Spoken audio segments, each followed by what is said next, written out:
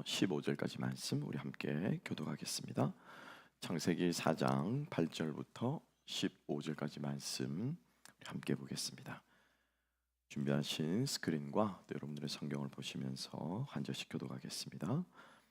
가인이 그의 아우 아벨에게 말하고 그들이 들에 있을 때 가인이 그의 아우 아벨을 쳐 죽이니라. 가인에게 이르시되 내 아우 아벨이 어디 있느냐? 그가 이르되 내가 알지 못하나이다. 내가 아우를 지키는 자니까. 이르시되 네가 무엇을 하였느냐? 네 아우의 핏소리가 땅에서부터 내게 호소하느니라. 땅이 그 입을 벌려 내 손에서부터 내 아우의 피를 받았은즉 네가 땅에서 저주를 받으리. 네가 밭을 갈아도 땅이 다시는 그 효력을 내게 주지 아니할 것이요 너는 땅에서 피하며 유리하는 자가 되리라.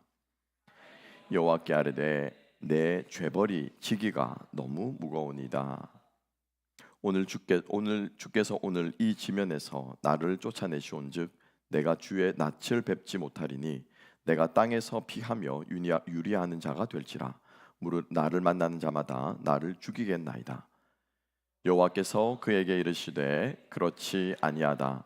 가인을 죽이는 자는 벌을 7배나 받으리라 하시고 가인에게 표를 주사 그를 만나는 모든 사람에게서 죽임을 면하게 하시니라. 아멘. 아멘. 우리 오늘 말씀과 함께 가인에게도 은혜를 이라는 제목으로 우리 함께 말씀 나눌 때 정말 하나님의 크신 은혜가 정말 이 죄악 넘치고 또 죄로 똘똘 뭉치고 죄밖에 드러날 것이 없는 우리 모두에게 베풀어질 수 있었으면 좋겠고, 그렇기 때문에 우리가 그 은혜를 더 간구하고 우리가 살아가는 우리 모두가 되었으면 좋겠습니다. 어떤 목사님께서 소천하신 목사님이 설교하신 내용 중에 아직도 제 머릿속에 기억에 남는 게 있는데요. 우리가 죄를 깨닫지 못해서 회개하지 못하는 게 아니래요. 참된 회개는 죄를 깨닫는 것에서 있는 것이 아니고 죄로 인해 애통하는 데서 오는 것이다 라고 말씀을 하시더라고요. 그 말씀이 맞는 것 같아요. 찬양을 하면서도 여러분 아마 다 오늘 삶을 돌아보시고 나름대로 또 대표기도 하실 때 그렇지 내가 죄가 많지 라고 하면서 또 내 마음을 깨끗하게 해야지 라고 하는 생각들을 가지고 다 아마 오늘 이 자리에 앉으셨을 겁니다. 그죠? 예. 그랜드 캐년이 굉장히 멋있잖아요.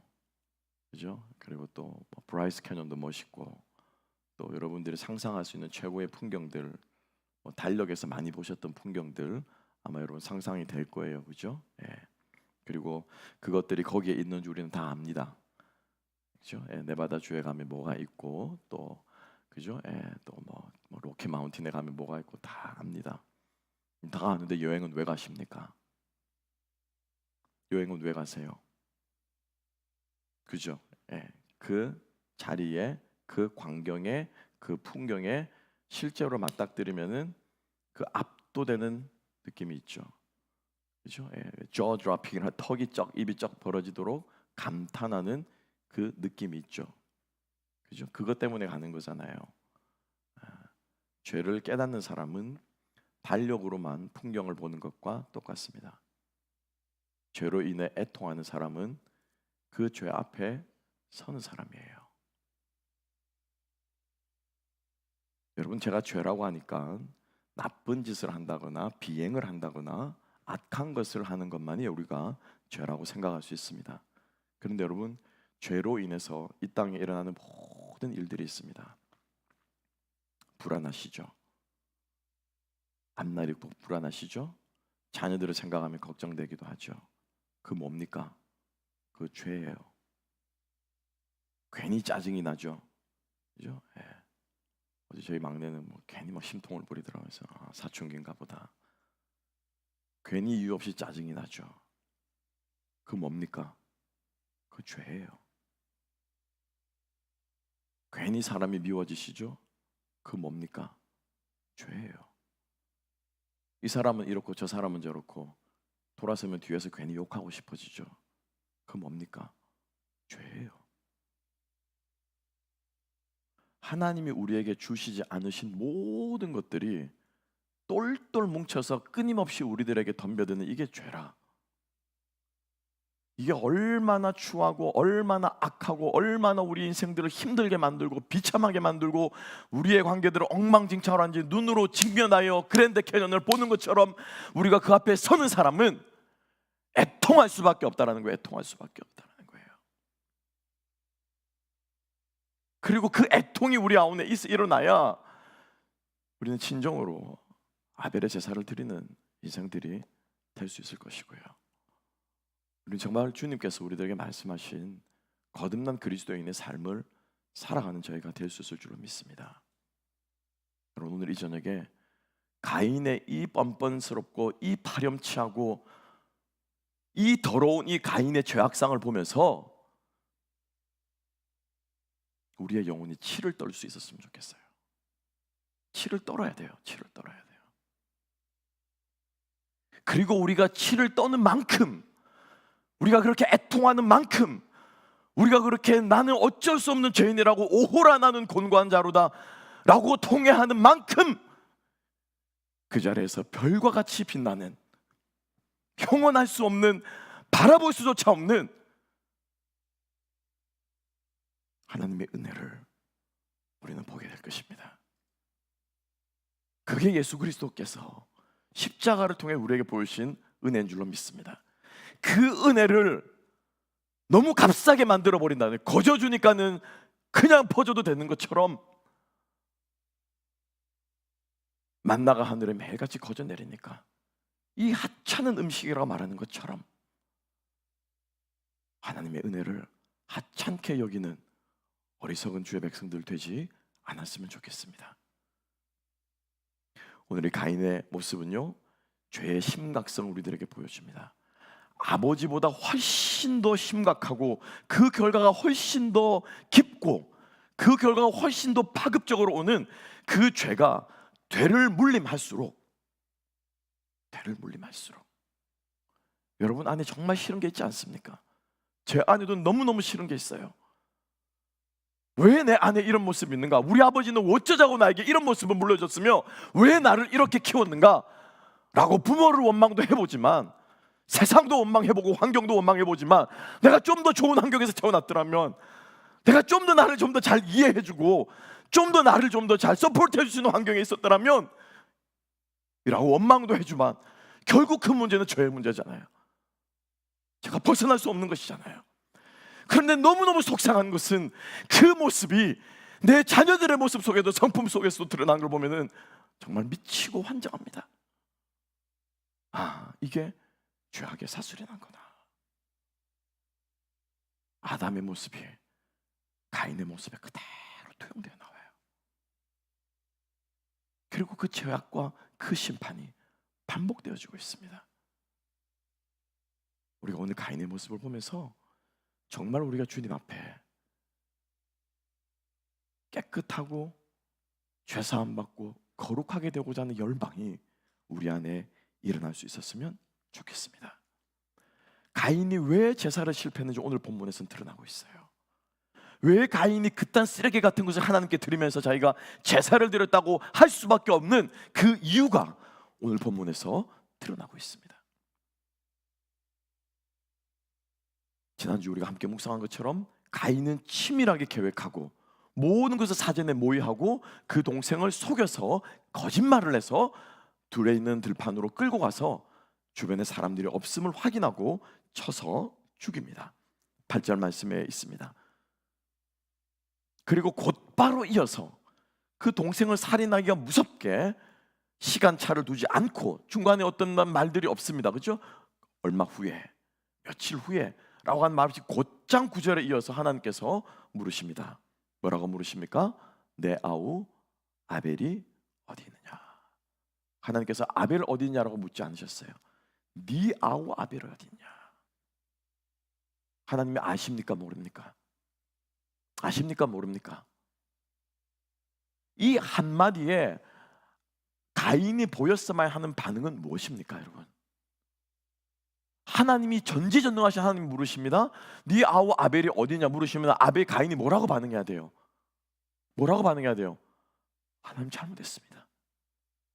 제가 그만 질투에 눈이 멀어서, 제가 그만 시기심에 눈이 멀어서, 제가 그만 하나님이 그를 너무나 사랑하고 그의 제사를 받으시는 그거에 제가 지금 눈이 멀어서 하나님이 저에게 말씀하셨음에도 불구하고, 기회를 주셨음에도 불구하고 돌이키고 죄를 다스리라고 말씀하신 우리 아버지에게 주신 그 명령, 번성하고 생육하고 번성하고 땅을 다스리고 땅에 충만하고 하신 그 다스리라고 하는 그 명령을 제가 제 마음 하나 못 따랐습니다. 아버지, 제가 잘못했습니다. 하나님, 제가 죄인입니다. 이렇게 나왔어야 되는 거예요. 그죠? 이렇게 나왔어야 되는 거예요. 그런데 가인은 뭐라고 말합니까? 뻔뻔스럽게도 뭐라고 말합니까? 모르겠습니다.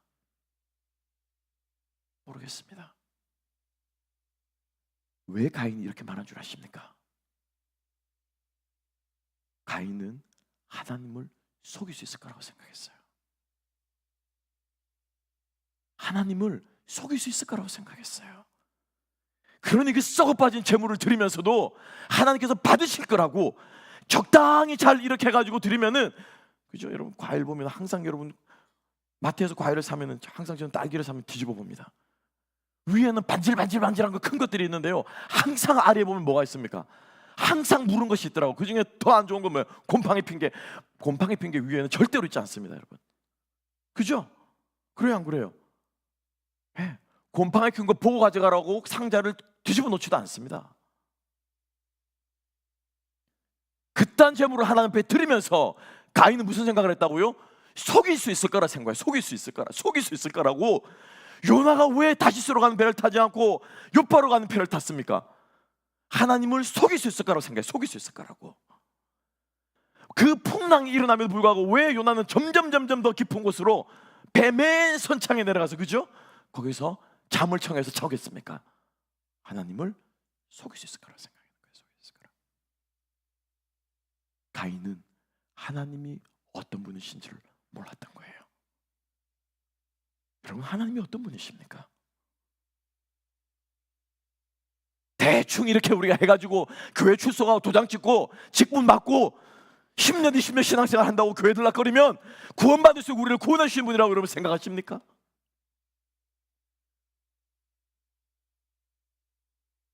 내 마음이 그렇게 나쁘지 않으니, 내 마음이 그렇게 하나님의 악감정이 없으니 내가 이렇게 대충 이렇게 살아가면은 구원하시겠지 라고 여러분 생각하십니까? 우리는 도대체 하나님을 어떤 분으로 알고 있습니까? 성경 한쪽 읽지 않고 그분이 어떤 분이신지 연구하지 않고 알지 않고 여호와를 힘써 알자라고 호세아가 말해야만 우리가 하나님께 돌아갈 수 있을 것이라 말하는데, 힘써 알기는커녕 주일날 들은 설교 말씀도 3일이 지나서 다 잊어버리고 콩나물에 물 주듯이 물들여오면 들어간다. 그 이상한 믿음, 헛된 믿음 하나 가지고 살아가고 있는 우리들. 여러분, 우리는 도대체 하나님을 어떤 분으로 알고 있습니까? 가인은요, 하나님을 몰랐어요. 철저하게 하나님을 몰랐던 거예요. 그래서 그는 하나님을 속일 수 있을 것이라고 생각했습니다. 여러분, 그거 아시죠? 이 범죄 현장에 이 경찰관들이 든 바디캠, 그죠? 예. 바디캠을 보면은 별의별의 별 영상이 다 있습니다. 그죠? 예, 별의별의 별 영상이 다 있어요.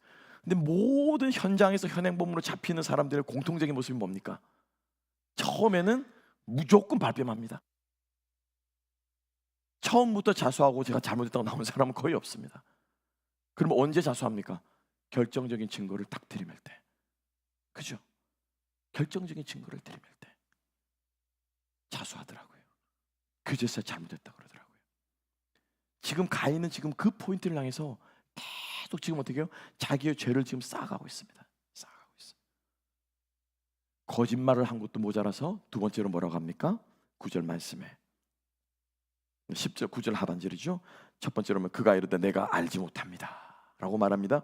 여기다가 한마디를 더 얹는데 저는 이 한마디에 치가 떨립니다. 치가 떨려. 그죠? 하나님을 기만하는 것도 모자라서, 하나님을 속이는 것도 모자라서 빈정거리기까지 합니다. 내가 내 아우를 지키는 자입니까? 이 말은 어떤 말이냐, 어떤 분들이 이렇게 번역하시더라고요. 아우의 직업이, 아벨의 직업이 뭐였습니까? 셰퍼드잖아요. 그죠? Am I a shepherd? shepherd라고 말해요. 내가, 우리 아우가 셰퍼드인데, 목자인데, 내가 그 셰퍼드를 지키는 셰퍼드입니까? 이렇게 번역하면 딱 맞다고 말씀하시는데, 그러네. 얼마나 빈정거리는 겁니까? 하나님을 기만하는 것도 모자라서 자기의 그 속이고자 하는 그 마음을 오히려 빈정거림으로 어떻게 해요? 가립니다. 멀쩡한 생사람 잡지 마세요 라고 말하면서 하나님을 빈정거립니다. 저는 이 구절 한 구절을 읽으면서 정말 속이 뒤틀리는 것 같았습니다. 그런데 그 모습이 누구에게도 있습니까? 누구에게도 있어요. 내 안에도 있더라고요.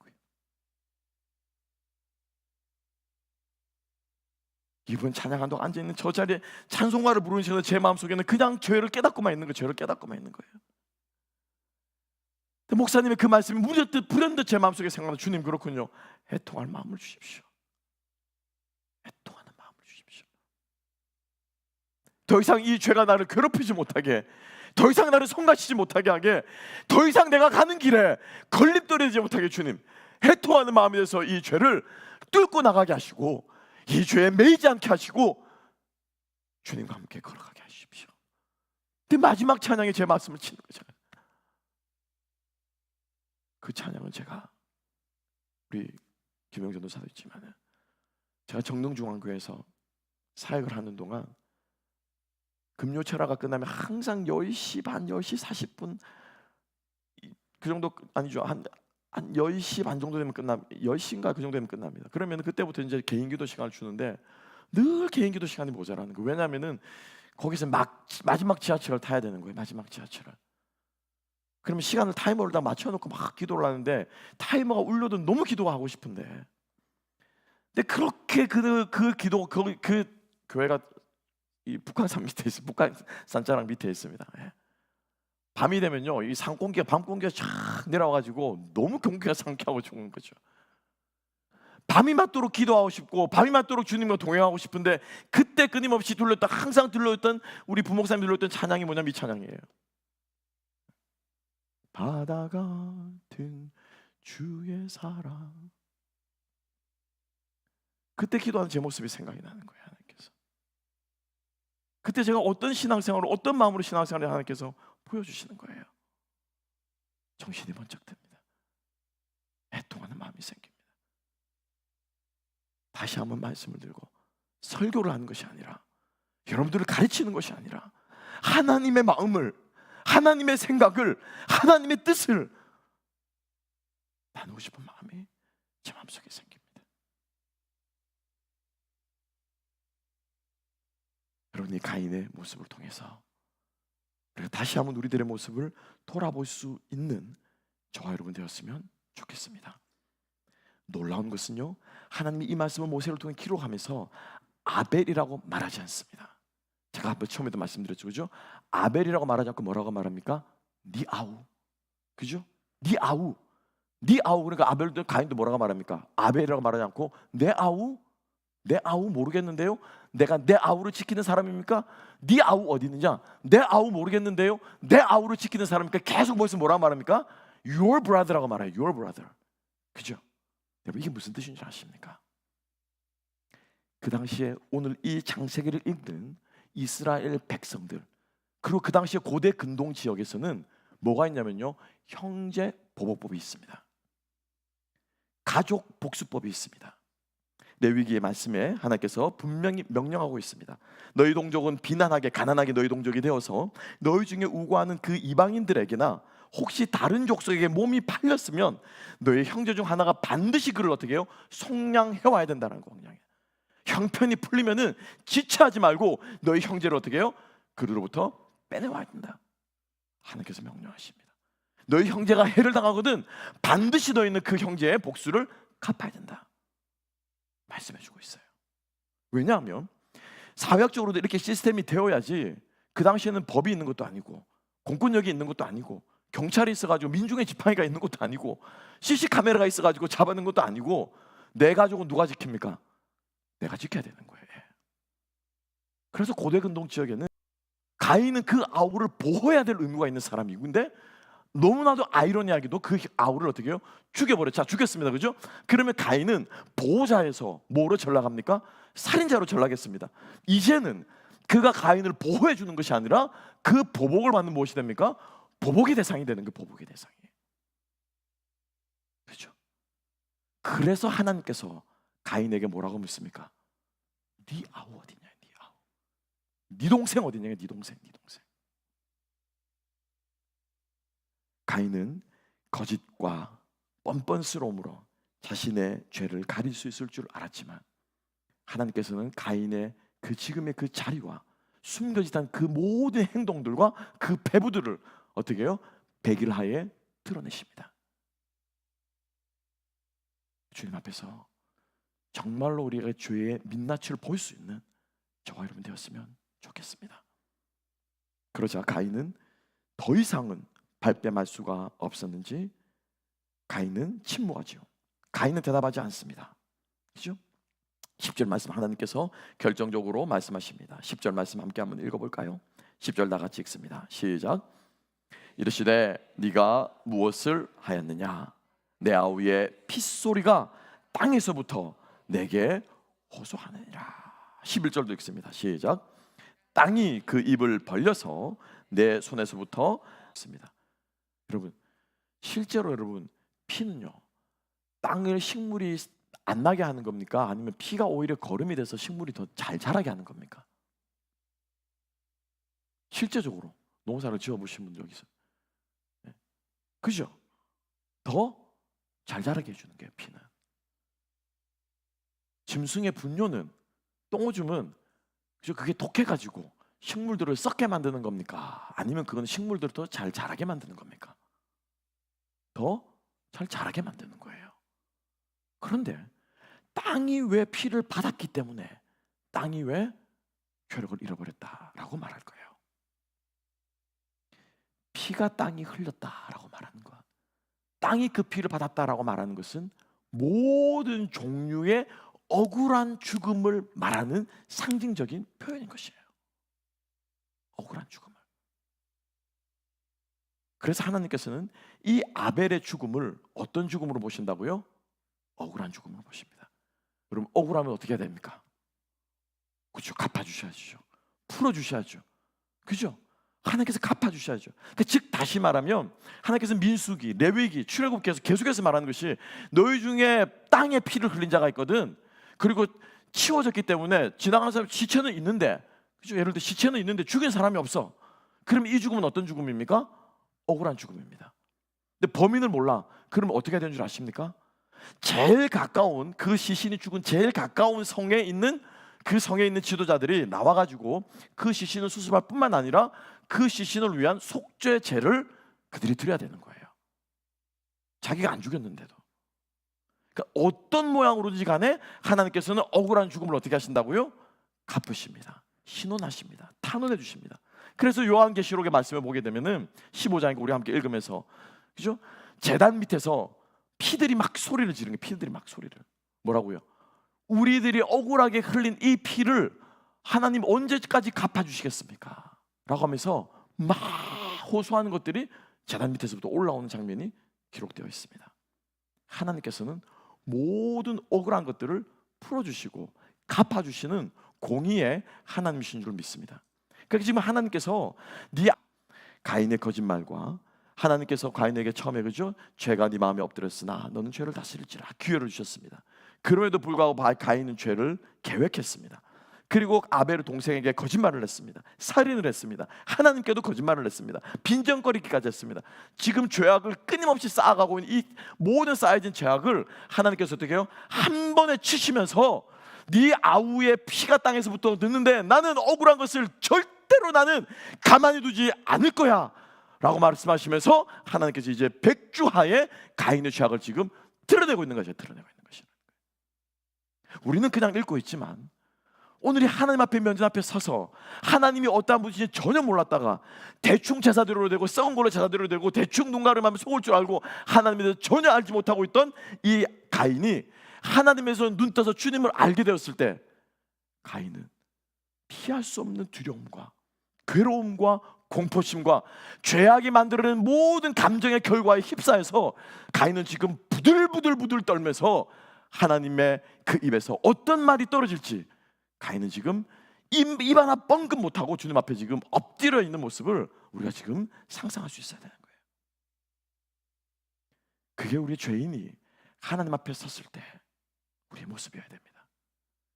이런 죄인이 누구를 판단한단 말입니까? 이런 죄인이 누구를 향해 손가락질을 한단 말입니까? 이런 죄인이 누구를 향해 돌을 던진단 말입니까? 우리 주님께서 너희 중에 죄 있는 자가 저 돌을 치라. 아무도 없어, 아무도. 왠 줄 아십니까? 죄 없는 사람, 내가 저 사람 죄 없어, 나는 죄가 없으니까 저 사람 심판합니다라고 돌을 던져 치면은 만약에 그 사람의 무죄로 밝혀지면은 누가 죽습니까? 제일 먼저 돌 던진 그 사람이 죽어요. 무죄한 피를, 억울한 피를 흘렸기 때문에 반드시 갚아야 되거든요. 그래 돌 던지라는 거죠.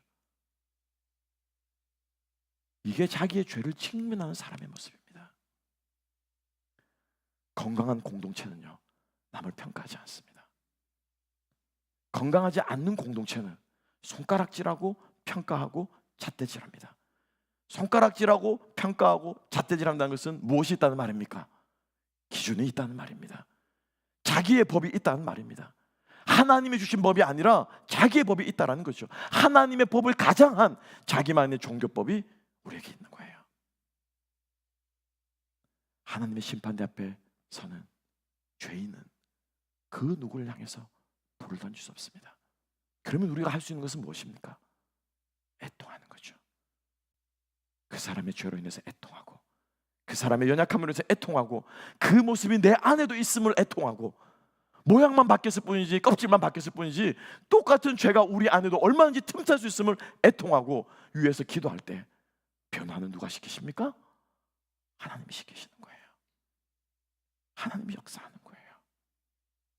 아담이 와가지고 가인을 나무라지 않았습니다. 야, 이 자식아, 네가 동생을 죽여. 그러고도 내 자식이냐? 아담이 가인을 놓으라고 하지 않았어요. 하나님이 변화시키시고 하나님이 심판하시고 하나님이 바꾸십니다. 진정으로 믿는 사람은 진심으로 기도합니다. 아멘. 진정으로 믿는 사람은 진심으로 기도합니다. 그리고 하나님은 살아계실진데 우리의 그 진심의 진정의 기도를 들어 응답하시는 줄로 믿습니다. 하나님께서 심판의 철퇴를 가인에게 내리고 계십니다. 12절 말씀 함께 볼까요? 자, 12절 다 같이 읽겠습니다. 12절 읽습니다. 시작. 네가 밭을 갈아도 땅이 다시는 그 효력을 내게 주지 아니할 것이요 너는 땅에서 비하며 유리하는 자가 되리라. 아멘. 아멘. 보세요. 아담이 죄를 지었을 때는, 그죠? 아담이 죄를 지었을 때는 엉겅퀴라도 났습니다. 그죠? 엉겅퀴라도 났어요. 땅에서 뭔가도 솟아났어요. 그런데 지금 가인이 죄를 지은 이후로는 가인에게는 뭐 한다고요? 땅이 아예 효력 자체가 없다는 거예요. 뭔가를 만들어내고 싹을 틔워내고 피워내는 뭐요? 아예 그 싹조차도, 엉겅퀴조차도 지금 땅이 어떻게 해요? 안 된다는 거예요. 가인 때보다 훨씬 더 어떻게 해요? 심한 벌을 하나님께 지금 주고 있습니다. 아담은 에덴 동산에서만 쫓아냈습니다. 그죠? 아담은 에덴 동산에서만 쫓아냈고요. 가인은 에덴 동산이 아니라 아예 땅에 어떻게 해요? 발붙이고 못 산대. 발붙이고. 이게 무슨 말입니까? 그러면 가인은 뭐 공중에서 떠가지고 삽니까? 나무에 트리하우스를 짓고 삽니까? 이 말이 무슨 말입니까? 여기서 유리한다라고 하는 이 말은 아드바나드라고 하는 말이에요. 아드라고 하는 것은 이렇게 떠돌아다니는 방랑자. 그다음 아드도 나드라는 말도 똑같은 말이에요. 그래서 방랑하고 떠돌아다니는 사람. 그래서 어떤 분은 이거를 홈리스 완더러라고 그러더라고요. 홈리스가 완더러 아닌가? 완더러는 헤매는 방랑자거든요. 집이 없으니까 헤매는 사람 아닌가? 근데 그걸 어떻게 해요? 의도적으로 강조하더라고요. 그러니까 즉 다시 말하면 이 가인은 땅에 발 디디고 정착하고 살 수 없을 정도의 아담보다 훨씬 더 큰 벌을 지금 받고 있는 것입니다. 아니 잠깐만요. 목사님 15절에 가면 16절에 우리 오늘 읽진 않았습니다. 16절에 보면은 가인이 어디에 거주하였더라라는 말이 있지 않나요? 그죠? 예, 보면은 14장 제일 마지막 절에는 이렇게 기록되어 있습니다. 뭐라고 기록되어 있죠? 3장 도와주세요. 16절, 예, 4장 16절, 예, 그죠? 가인이 요압을 떠나서 제가 말씀드린 에덴의 동쪽이라고 말했죠, 그죠? 에덴 동쪽 노 땅에 거하지 않았어요. 거기에 살았다며요. 근데 여러분 그 거주하다라는 그 말이 유리하다는 말이에요. 원래는 한글 성경 이상하게 번역해 놓은 거예요. 유리하다는 말이에요. 그리고 노시라고 하는 이 노드라고 하는 말도요, 지명이라고 말하는데 지명이 아니라 나드라고 말하는 이 완드라고 하는 말을 노시라고 하는 걸 바꿔버린 거예요. 방랑자가 어디에 방랑자의 땅에서 산다 이런 말이에요. 그러니까 이 말이 안 되는 건데, 방랑하는 방랑자가 방랑에서 산다. 방랑에서 유리한 이 말은 무슨 말이냐면 아예 땅에 발을 붙이마도 끊임없이 어떻게 해요? 떠돌아다닌다는 거. 떠돌아다닌다. 그러니까 아담이 에덴동에 쫓겨난 것보다 훨씬 더 가혹한 벌을 지금 하나님께서 내리고 계시고, 여러분 생각해 보세요. 지금 하나님께서 가인에게 네가 죽을 것이라는 말을 입번긋 했습니까? 하지 않습니까? 아담에게도 여러분 하나님께서 죽을 것이라고 말하지 않았어요. 흙으로 돌아갈 것이라고 말했죠, 그죠? 근데 그걸 아담은 어떻게 죽는 것으로 알아들은 것 같아요. 죽음에 대해서 말씀하셨는데, 오늘 이 가인에 대해서 하나님께서 네가 죽을 거야라고 죽음의 심판을 했습니까? 안 내렸습니까? 안 내렸죠, 그죠? 예. 네가 네 동생을 죽였으니 너도 생명을 생명으로 갚을 거야라고 하나님이 가인에게 심판하지 않으셨어요. 그런데 가인은 떠돌아다니는 것, 방랑하고 끊임없이 방랑하는 이것을 가인은 뭐라고 직결시켰습니까? 가인이 뭐라고 대답하죠? 14절 말씀 함께 한번 볼까요? 자, 14절 다 같이 읽겠습니다. 14절 읽습니다. 시작.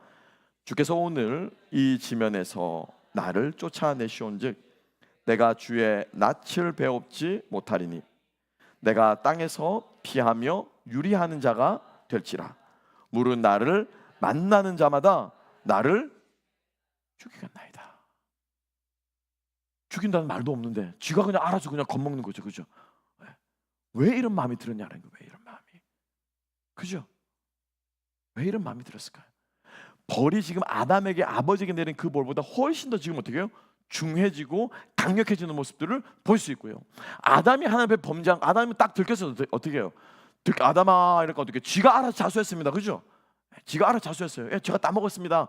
하와가 죽어 아내가 죽어 따먹었습니다. 근데 아담은, 가인은 어떻습니까?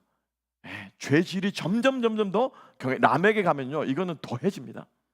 더해지고 하나님의 벌도 어떻게 점점 더 중해지고 있는 것을 우리가 볼 수 있어야 됩니다. 가인은 직감한 거예요. 하나님 낯을 떠나면은, 하나님을 보지 못하면은 나는 어떤 모습이다? 죽은 모습이다. 하나님의 은혜에서 떨어지면, 하나님이 다스리는 그 땅, 하나님의 통치가 있는 그 땅, 하나님의 다스림을 받지 못하면 나는 어떤 목숨이다? 죽은 목숨이다. 그런데 하나님의 통치를 받지 않으면 그렇게 달콤할 수가 없어요. 그렇게 편할 수가 없어요. 그렇게 자유로울 수가 없어요. 내 마음대로 질러버리잖아요. 화나면 확 해버리면 속이 확 나잖아요. 하기 싫은 거 그냥 눈 감아버리고 안 해버리면 편안하잖아요, 그죠? 죄는요 몰래 먹는 물처럼 달콤하답니다. 그런데 그 하나님의 통치에서 떨어져 나가기 때문에 결국 그 죄의 마지막은 뭡니까? 죽음이에요. 죽는 거예요. 굳이 너 죽는다라고 말하지 않아도 사단은 그 죽음의 그림을 보여주지 않습니다. 선악과를 따먹고 나서 어떻게 될까지 그 뒤를 보여주지 않았어요, 그죠? 그저 하나님처럼 될 것만 보여준 거예요. 그것 있으면 좋을 줄 알고, 그거 있으면 행복할 줄 알고, 그거 있으면 다 될 줄 아는 그것만 보여주지 그 뒤를 보여주지 않아요. 그런데 하나님 앞에 서는 죄인은, 하나님의 임재 앞에 서서 죄를 보는 사람은 그 죄악의 민낯을 보기 때문에 두려움과 공포와 꿇어 엎드려짐과 어떻게 하면 내가 살아날 거라는 생명을 주님 앞에 붙잡을 수밖에 없다라고 하는 것이죠. 그래서 찰스 피니가 설교한 것처럼 하나님의 심판의 소나기 안에 들어있는 죄인은 회개할 수밖에 없다는 거예요. 애통할 수밖에 없다는 거예요, 그죠? 그래서 하나님께서는 이 심판의 메시지를 통해서 드디어 가인의 눈이 열리게 하시고, 가인은 그 눈을 열어서 하나님 앞에 지금 부들부들 떨고 있는 모습을 그 다음 장에서 우리가 볼 수가 있습니다. 함께 한번 볼까요? 그 다음 절에서 13절 말씀 다 같이 한번 13절 읽어보겠습니다. 시작. 가인이 여호와께 아뢰되 내 죄벌이 지기가 너무 무거우니이다.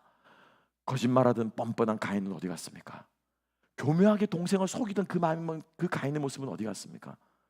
지금 이 가인의 모습은 두려움에 떨고 있습니다.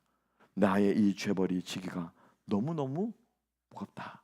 자, 여러분, 여기서 아주 중요한 질문 하나 들어갑니다.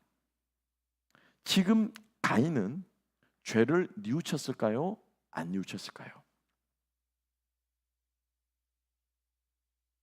죄를 뉘우쳤을까요? 안 뉘우쳤을까요? 내 죄 버리지가 너무 무섭다. 이 죄 여러분, 죄는 뭐고 벌은 뭡니까? 그죠? 내 죄를 지기가 너무 무섭습니다. 아니면 내 벌을 지기가 너무 무섭습니다. 이 둘 중에 뭘로 해석해야 됩니까? 한국 성경은 에라 모르겠다, 두 개 다 맞겠지 하고 두 개 다로 번역하는지 모르겠지만, 이 아온이라고 기록된 이 말, 히브리 말이 이 아온이라고 하는 이 말은 도대체 뭘 가리키는 거예요? 가인이 지금 자기가 지은 그 죄를 자각하고, 동생을 살인한, 하나님을 거짓말한, 하나님을 속인 그 죄를 자각하고 지금 하나님 앞에 꿇어 엎드려서 너무 무섭습니다라고 말한 겁니까? 아니면은 하나님의 그 벌이 자기에게 지금 너무나도 가혹하다고 생각하는 것일까요? 여러분, 어떤 것이라고 생각이 되십니까? 정답은 가인은 뉘우치지 않습니다. 가인은 죄를 회개한 게 아니에요. 뭐 한 겁니까? 벌이 무서운 거예요. 그 벌이 두려운 거예요. 그래서 표준 세번역은 이거를 정확하게 좀 더 의미 있게 뭐예요? 형벌이 너무 무겁습니다. 죄란 말이 없어요. 죄란 말이 없어요. 형벌이 너무 무겁습니다. 라고 말하고 있습니다. 그래서 하나님께서는 가인의 죄를 용서하시는데 이렇게 말씀하십니다. 그죠? 15절 말씀 함께 한번 보겠습니다. 15절 다 같이 읽어봅시다. 15절 시작. 여호와께서 그에게 이르시되 그렇지 아니하다.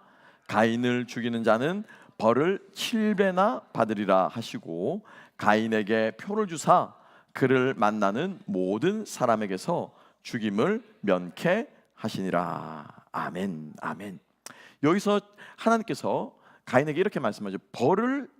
가인을 죽이는 자, 그러니까 죽겠습니다라고 하니까 아니야, 죽이는 너를 절대로 죽이지 않을 거야라고 하면서 하나님께서 확정을 해주시는데 뭐라고 말씀하시냐면요, 벌을 7배나 받을 것이다라고 말하죠. 그죠?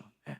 이 말은 사실은 우리 이제 벌을 받을 것이라고 하는 이 말인데, 그 말은 뭐냐면은 아까 제가 말씀드린 보복을 받을 것이다라고 말해요. 7배나 보복을 받을 것이다라고 하는 이 말이에요.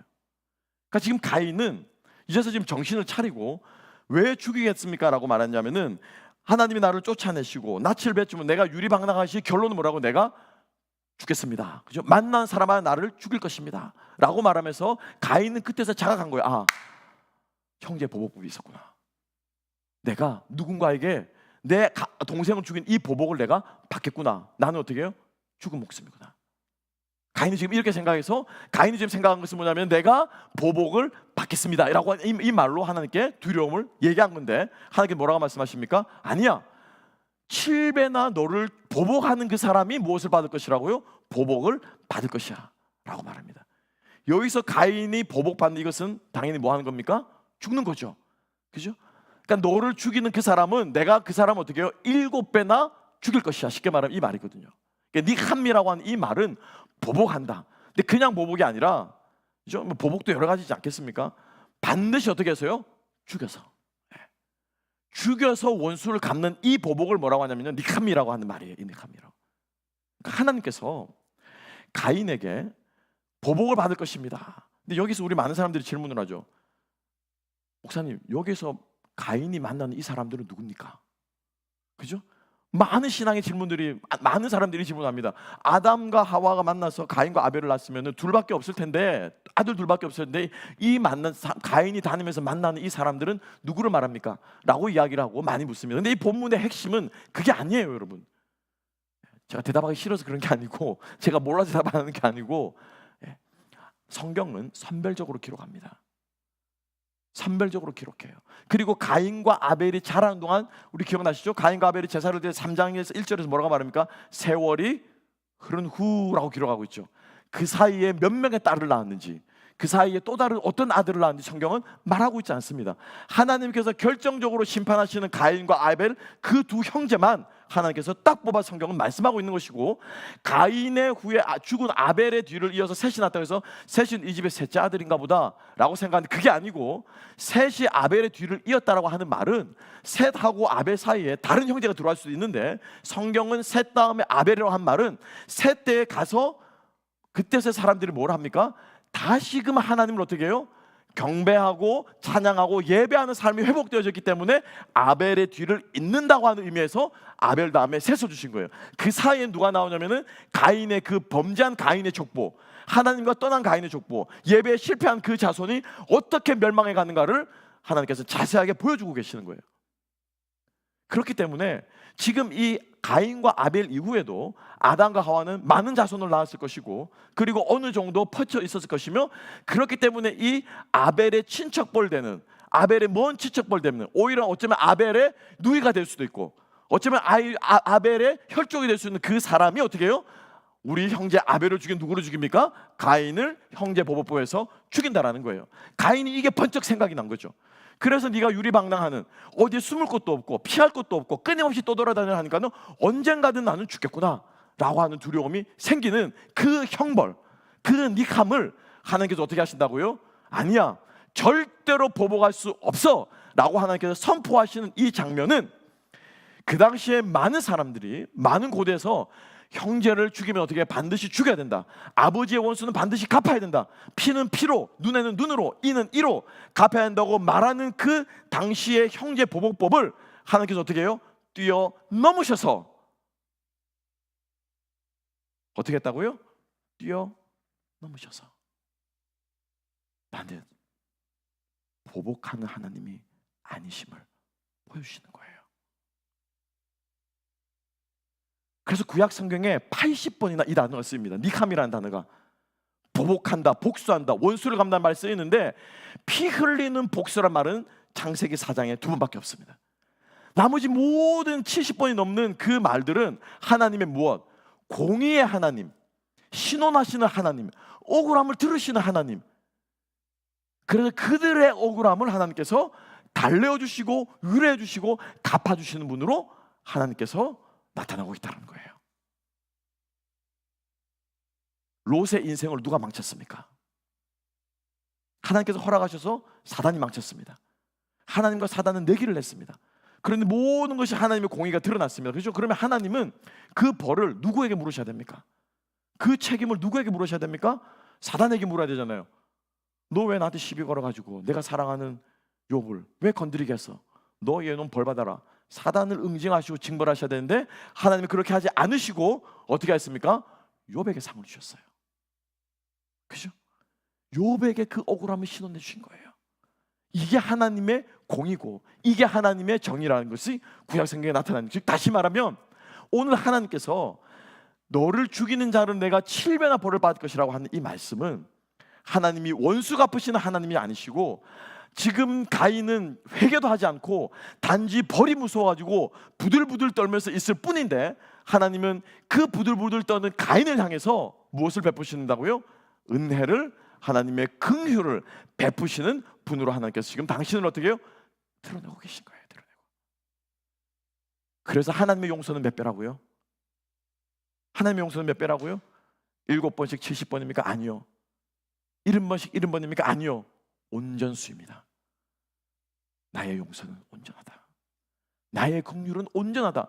그 누구라도 하더라도, 그 어떤 죄인이라고 하더라도, 가인이 아니라 가인 할아버지라고 하더라도 나의 긍휼과 나의 은혜는 온전하고 완전한 것을 하나님께서 지금 어떻게 해요? 가인에게 선포하고 있는 거예요. 구약에서 한 예만 보겠습니다. 여러분, 우리 구약 성경 우리가 열왕기 상하를 묵상했습니다. 여러분들이 기억하시는 이스라엘의 가장 나쁜 왕, 가장 악한 왕을 한 명만 꼽으시라면 여러분 누구를 꼽겠습니까? 감사합니다. 정답이 바로 나왔네. 그죠? 악의 대명사입니다. 아합하면은 죽일 놈입니다. 그죠? 이세벨을 가지고 막 온갖 선지자 우상신들을 들어왔고, 그것도 모자라서 하나님의 선지자들을 이렇게 해요, 칼로 쳐 죽이면서 핍박했던 사람이 바로 아합 왕이었습니다. 그런데 그 아합 왕을 통해서 아합 왕에게 하나님께서 이렇게 말씀하십니다. 열왕기상 21장 27절부터 29절까지 말씀인데요. 아합이 엘리야가 가뭄이 될 것이다 라고 하는 이 말을 선포를 듣습니다. 아합이 이 모든 엘리야의 말씀을 들을 때 그의 옷을 찢고 굵은 배로 몸을 동이고 금식하고 굵은 배에 누우며 또 풀이 죽어 다니더라. 여호와의 말씀이 디셉 사람 엘리야에게 임하여 이르시되 아합이 내 앞에서 겸비함을 보느냐. 아합이 뭐 한다고요? 겸비한대요. 아합이 진짜로 겸비했을까요? 아합이 어떤 마음으로 겸비했을까요? 비가 내리지 않아서 겸비했을까요? 어떤 마음으로 겸비했을까요? 말씀하고 있지 않습니다. 그렇지만 하나님은 그가 내 앞에서 겸비함으로 중심을 보셨던 것 같습니다. 내가 재앙을 저의 시대에는 내리지 아니하고 그의 아들의 시대에야 그의 집에 재앙을 내리리라 하셨더라. 아합을 향한 하나님의 은혜와 긍휼도 어떻습니까? 온전합니다. 하나님의 긍휼과 사랑은 그 어떤 죄인, 그 어떤 악함, 그 어떤 죄악을 덮고도 남는 것이 우리 하나님의 긍휼과 은혜의 능력인 줄로 믿으시기 바랍니다. 그러니 이 가인의 죄악이 더럽고 뻔뻔하고 치사할수록 그 죄악, 그 악이 부들부들 우리의 이를 갈게 할수록 하나님의 이 보복하지 않으시고 하나님의 이 긍휼을 베푸시는 이 하나님의 은혜야말로 가인의 모습을 덮고도 남음을, 그래서 그 머리에 그 이마에 무엇을 표식을 주시는 거예요. 그게 뭐 스카였는지 그게 뭐 목걸이였는지 뭔지 모르지만은 누구나 딱 보아도 무엇을 믿습니까? 보복하지 마라. 하나님이 지키신다. 죽이면은 누가 너를 죽인다? 하나님이 너를 죽인다. 하나님이 보호하심이 누가 보아도 보이도록 하나님의 은혜의 표식을, 하나님의 긍휼의 표식을 가인에게 하나님께서 허락하고 계셨다는 것입니다. 사도 바울이 이 고백을 하는 것이죠. 이 일로 다시는 나를 괴롭게 하지 마라. 내가 예수의 무엇을? 흔적을 내 몸에 지느노라. 바울이 고백하는 것입니다. 그래서 오늘의 성경의 말씀은 가인의 죄가 뻔뻔하지만은 그 가인의 죄를 넘어서는 하나님의 은혜와 긍휼을 우리들에게 하나님께서 가인을 심판하시는 그 심판을 통해서 우리에게 선포하고 계심을 우리가 볼 수 있어야 할 것입니다. 하나님의 긍휼은요, 그 어떤 것에도 제약받지 않습니다. 뭐라고 말씀하십니까? 내가 불쌍히 여길 자를 불쌍히 여기고 긍휼히 여길 자를 긍휼히 여긴다고 말씀하십니다. 그죠? 하나님의 긍휼의 빛은 그 무엇도 중간에 방임물 없이 우리에게 다다릅니다. 우리가 그 앞에서 겸비하기만 하면, 우리가 그 앞에서 애통하기만 하면 하나님께서 우리들에게 은혜와 긍휼을 베푸시는 분이신 줄로 믿습니다. 그러므로 여러분, 우리가 주님 앞에 구할 것은 무엇입니까? 우리가 구할 것은 무엇입니까? 하나님의 긍휼과 은혜와 자비인 줄로 믿습니다. 예레미야 애가 3장에서 예레미야는 그래서 이렇게 고백하고 있죠. 내 고초와 재난 곧 쑥과 담즙을 기억하소서. 내 마음이 그것을 기억하고 내가 낙심되오나 이것을 내가 내 마음에 담아 두었더니 그것이 오히려 나의 소망이 되었사오면 여호와의 인자와 긍휼이 무궁하심으로 우리가 진멸되지 아니함이니이다. 이것들이 아침마다 새로우니 주의 성실하심이 그도소이다. 아멘. 이러면 마음의 비참함과 비탄의 감정과 억울함의 감정과 분노의 감정과 자기 민족들이 죽어가는 모습들, 그게 지들의 죄로 인해서 하나님의 섬기는 죄로 죽어가는 그 모습을 보면서 예레미야의 마무리가 우리 금요일날 묵상한 것처럼 온갖 종류의 마음이 들지 않겠습니까? 화나는 마음, 그거 뭡니까? 그 죄잖아요. 그죠? 쓰라린 마음, 그거 뭡니까? 그 죄 때문에 생기는 마음이잖아요. 비탄한 마음, 그거 뭡니까? 그 죄잖아요. 모든 종류의 죄악을, 죄악 때문에 눈물을 흘리는 그거 그 죄잖아요. 모든 것들을 자기 마음에 콕 쌓아둔다. 그죠? 근데 그 죄를 쌓아두는데 오히려 그것이 마음에 뭐가 된다고요? 소망이 된대요. 소망이 된대요. 왜입니까? 그 죄악 가운데서도 베푸시는 하나님의 긍휼과 인자하심이 그 죄악을 덮고도 남을 만큼 무궁하심으로 이렇게 우리가 그 진멸과 형벌 가운데 우리가 아직 살아있지 않습니까? 그죠? 죄짓고 거짓말하고 못된 짓하고 마음으로 판단하고 슬퍼하고 좌절하고 낙담하고 낙심하고 내가 잘한 줄 혼자 의롭게 살아가는 우리가, 이 뻔뻔한 우리가 지금도 이렇게 숨쉬고 예배 자리에 앉아있을 수 있지 않습니까? 이거 무엇 때문이라는 거예요?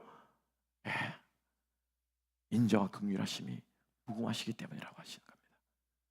여러분, 이 주님 앞에 우리가 구할 것은 하나님의 은혜밖에 없습니다. 우리 마지막으로 히브리서 3장 8절 말씀 우리 함께 읽어 보도록 하겠습니다. 히브리서 3장 8절 말씀 제가 읽겠습니다. 그러므로 성령이 이르신 바와 같이 오늘 너희가 그의 음성을 듣거든 광야에서 시험하던 날에 거역하던 것 같이 너희 마음을 완고하게 하지 말라.